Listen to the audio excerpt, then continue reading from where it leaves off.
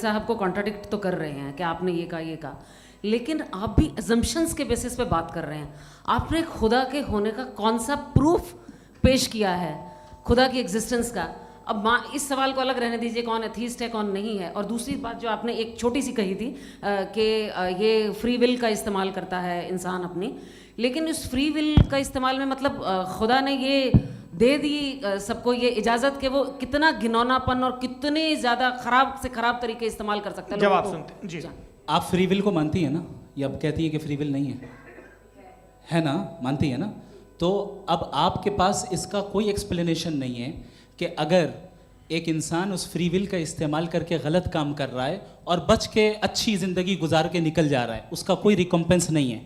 हमारे world view में जो इंसान गलत काम कर रहा है उसको भी रिकम्पेंस यानी उसका बुरा बदला मिलना है, और जो सही काम कर रहा है उसको सही बदला मिलना है। लिहाजा जो फ्री विल है वो इस तरीके से है कि एक लिमिटेड टाइम तक खुदा ने मोहलत दी है। ऐसा नहीं कि छूट दे दी, जो करना है करते रहो हमेशा।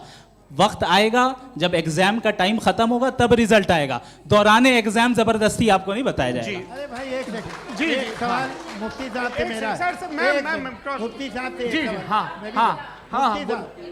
मैम रुक जाइए, आपसे फोन, आप इसके बाद आपसे माइक, बोलिए। मैं मुफ्ती साहब एक ही सवाल करता हूँ कि अगर जो हो रहा है फ्री विल से हो रहा है और एक दिन बरोज़ क़यामत इंसाफ होगा मैशर में वगैरह वगैरह, तो दुआ क्यों मांगते हैं लोग?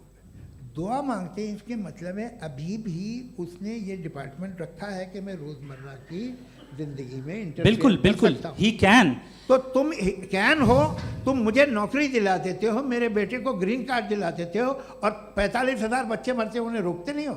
नहीं, तो क्या आप ये कह रहे हैं कि इस दुनिया में जालिमों को कभी पकड़? अरे जो भी पकड़ होगी वो बच्चे रोते हैं।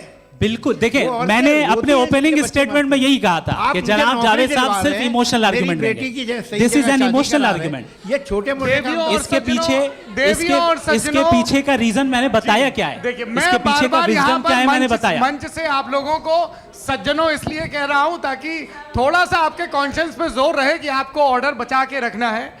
वक्त तय हुआ था, ये वक्त पूरा हुआ, आपने इतने धैर्यपूर्वक सुना, मैं आप सबका बहुत बहुत शुक्रगुजार हूं। यदि इन दोनों विद्वानों की इच्छा होगी तो कभी हम इस बातचीत का राउंड 2, राउंड 3, यही तो देखिए खूबी है इंसान की कि बहस मुबाहसे में वो पड़ा रहता है।